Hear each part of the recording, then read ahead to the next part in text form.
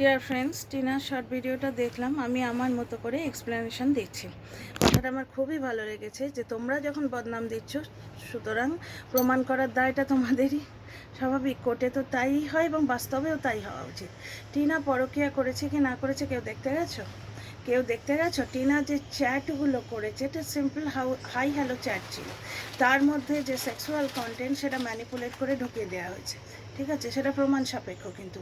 কারণ ওই চ্যাট মানে টিনার মোবাইলটায় জলনদীপ পাসওয়ার্ড দিয়ে রাখতো। সুতরাং মোবাইল থেকে কিন্তু ল্যাপটপটা ইউজ করা যায়, আইডিটা সেম। ঠিক আছে, চ্যাট ম্যানিপুলেটেড হলেও হতে পারে। ঠিক আছে, সুতরাং এই চ্যাটের পরিপ্রেক্ষিতেই তো বলছো সে পরকীয়া করেছে। সে পরকীয়া করেছে তোমরা বলছো, তো তোমরা প্রুভ করো। আচ্ছা, জলনদীপের যে বিদেশি ভাই যার পায়ে ও প্রণাম করে, কারণ সে তার স্ত্রীর বিকিনি পরা ফটোকে থাম্বনেলে দিয়ে পোস্ট করেছে। তো এই 5 লক্ষ টাকা চুরি করে সত্যবান চোর যে প্রতি কথায় বলছে সত্যের পথে আছি, মানে এত বড় মিথ্যেবাদী আমি আগে দেখিনি। জলনদীপ নাকি সত্যের পথে আছে, এত বড় মিথ্যে আমি বাবার জন্মে শুনিনি। তো শোনো ডিয়ার ফ্রেন্ডস, যেটা আমি বলছি টিনার ওপর আমি বলছি, মানে কি, ওই এর ভিডিওটা দেখে, ওই গুজববাজের ভিডিওটা দেখে আমি বলছি আর কি, টিনার উপর নাকি একটা কেস দেওয়া হয়েছে যে টিনা বিয়ের আগে, মানে জলনদীপের সঙ্গে ওর যে সোশ্যাল এবং রেজিস্ট্রি ম্যারেজটা হয়েছিল তার আগে ও অন্য একজনের সাথে ওর বিয়ে হয়েছিল। ঠিক আছে, তো 18 বছর বয়সে তার বিয়ে হয়েছে এবং রেজিস্ট্রি ম্যারেজ হয়েছে, মানে আইনি বিয়ে হয়েছে, না হলে তো ডিভোর্সের প্রশ্ন কেন আসতো। এবার অ্যালিগেশনটা ওরা দিচ্ছে 18 বছর বয়সের আগে যদি বিয়ে হয়, মানে 17 বা 16 বছর বয়সে বিয়ে হয়েছে, যে সময় টিনার নাবালিকা, সেই বিয়েটা কিন্তু আইনত অসিদ্ধ। এমনিতেই সে বিয়েটা অসিদ্ধ, সে বিয়ের কোনো মানে মান্যতা নেই যদি বিয়ে হয়ে থাকে। আর বিয়ে হয়েছে যারা বলছে, প্রুভ করার দায়িত্ব তো তাদের। কোর্টে অ্যালিগেশন দিয়ে ছেড়ে দিলে তো হবে না, কোর্টে অ্যালিগেশনটা প্রুভ করতে হবে। টিনার একটি বিয়ে হয়েছিল বলে ছেড়ে দিলে, বিয়ে হয়েছিল প্রমাণ করো। কোনো মালা বদলের ফটো বা সিঁদুর দান হচ্ছে সেইটার ফটো, যে পুরুত বিয়ে দিয়েছে তাকে ধরে আনো।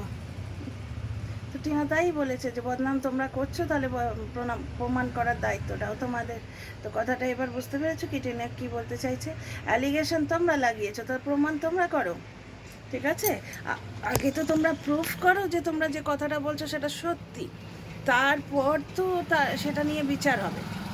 আচ্ছা, আর একটা কথা, জলনদীপ কালকে যে ঘেউ ঘেউ করলো, টিনার পয়সায় তৈরি বাড়ির ছাদে দাঁড়িয়ে টিনার চ্যানেলে বসে ঘেউ ঘেউটা করলো, এবং যে দিদি তাকে এই ঘেউ ঘেউ মানে এই ঘেউ ঘেউ করার প্ল্যাটফর্মটা দিয়েছে, যে দিদি ব্লগ করা শিখিয়েছে, প্রথম চ্যানেল খুলে দিয়েছিল নম খারাপের মতো, সেই দিদির এগেনস্টেও কন্ট্রোভার্সি করে খাবার জন্যে, মানে দিদিকে বেচবার জন্যে একটা গল্প তৈরি করছে, আমি আগেও বলেছি, এবং সেই দিদিকে বদনাম করার জন্য খানিকটা ঘেউ ঘেউ করলো।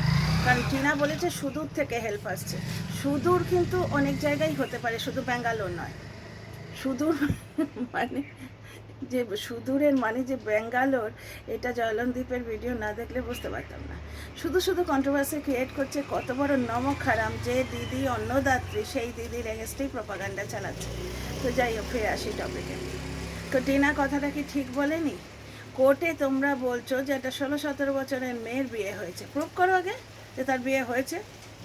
কারণ রেজিস্ট্রি ম্যারেজ হয়েছে, তো রেজিস্ট্রি ম্যারেজ যারা করিয়েছে তারা তো আর পাগল না রে বাবা, তারাও তো উকিল। তো যদি তোমরা আগে প্রুভ করতে পারো, তারপরে তো সেটা নিয়ে বিচার হবে। আগে প্রুভ করে দেখাও যে টিনার আগে বিয়ে হয়েছে, কারণ বিয়ে টিয়ে হয়েছে বলে তো আমরা কোথাও শুনিনি।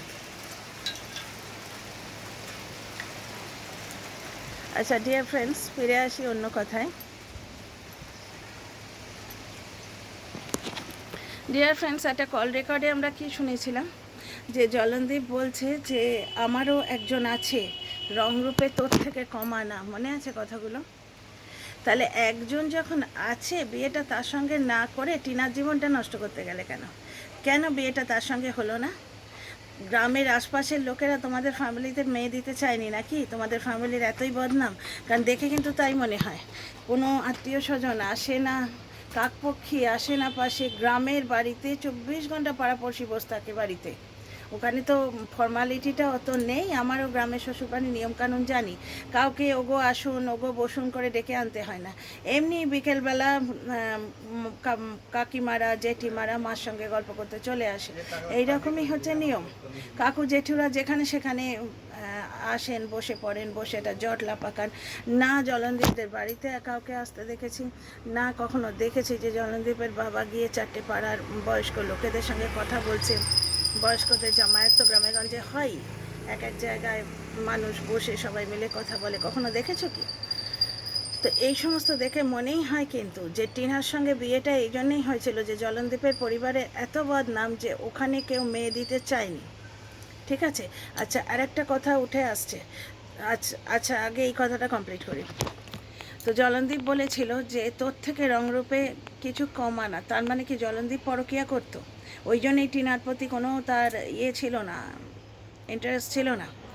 ওই জন্যে ঘরে মা রইল কি না রইল, একান্তে স্ত্রীকে পাওয়ার কোনো ইচ্ছাই ছিল না। আজকেও তো দেখলাম মা ছেলে আর জলনদীপ একই ঘরে রইল, কিন্তু আর একটা এখন এত কালো টাকা, কিন্তু আর একটা এসি লাগাবার কথা এরা ভাবেও না। বাবার তো এসির প্রয়োজন নেই, কারণ বাবা কোথায় থাকেন ভগবান জানে, পোড়ো বাড়িতে পড়ে থাকেন। ঠিক আছে, এইবার ফিরে আসি অন্য যে কথাটা বলছি। Welcome back to my channel my world of words. আমি সৌমি, আমি আপনাদের সবাইকে আমার চ্যানেলে ওয়েলকাম করছি। ডিয়ার ফ্রেন্ডস, কালকে একটা কথা শুনলাম যে লয়াল মা লয়াল হতে হবে। হোয়াট ইজ লয়াল মা? লয়াল স্ত্রী শুনেছি, লয়াল মাটা কি জিনিস? তো যাই হোক, ওই বোধহয় জলনদীপের মায়ের মতো নাকি, প্রথম সন্তানকে যা তাড়িয়ে দেয় তাকে লয়াল মা বলে। কারণ সন্তান পাবার জন্য মাকে লয়াল মা হতে হবে, এটা আইনে আছে? আচ্ছা, লয়াল স্ত্রী, প্রথম কথা আইনে কোথায় আছে যে লয়াল স্ত্রী না হলে সে বাচ্চা পাবে না? সেটা আগে খুঁজে দেখতে হবে যে লয়াল স্ত্রী হতে হবে। অ্যাবিউসিভ ম্যারেজের জন্যেই কিন্তু পরকীয়াগুলো হয়। হ্যাঁ, জলনদীপের কেউ একজন ছিল, সেটা ও নিজে বলেছে কল রেকর্ডে। এই জিনিসটা আলাদা, এটা তো পুরো ষড়যন্ত্র, যে কারোর সঙ্গে একটা সম্পর্ক থাকা সত্ত্বেও গিয়ে পরের বাড়ির একটা ভালো সুন্দর সুশীল মেয়েকে বিয়ে করে এনে তার জীবনটা নষ্ট করলো। কিন্তু এমনি যদি দেখো তুমি, তাহলে 5 বছর তো টিনা ঘর করেছিল, হোয়াটসঅ্যাপ চ্যাট হয়েছিল। আমি এই বিদেশি গুজববাজের চ্যানেল থেকেই জেনেছি যে 2023-এর কতই জুলাই না আগস্ট এরকম কিছু একটা বললো। মোট কথা 2023-এই হয়েছিল জিনিসটা। তার আগে, তার মানে 5 বছর, তো তার আগে প্রায় 4.5 বছর মতো টিনা ওই বাড়িতে ছিল। তো হোয়াটসঅ্যাপ চ্যাট করা 10-15 দিনের মধ্যে জলনদীপ ধরে নিল জিনিসটা, মানে ইয়েতে দেখে নিল। জলনদীপের নাকি অভ্যেস ছিল ওর মেসেজ চেক করা, ফোন কার সঙ্গে, মানে ফোনে কথা বলছে টিনা, হাত থেকে ফোনটা কেড়ে নিত, নিয়ে বলতো যে দেখি কার সঙ্গে কথা বলছিস। বুঝতে পারছো, এরকম নাকি অভ্যেস ছিল, সব জায়গাটা কন্ট্রোল রাখার একটা টেন্ডেন্সি ছিল।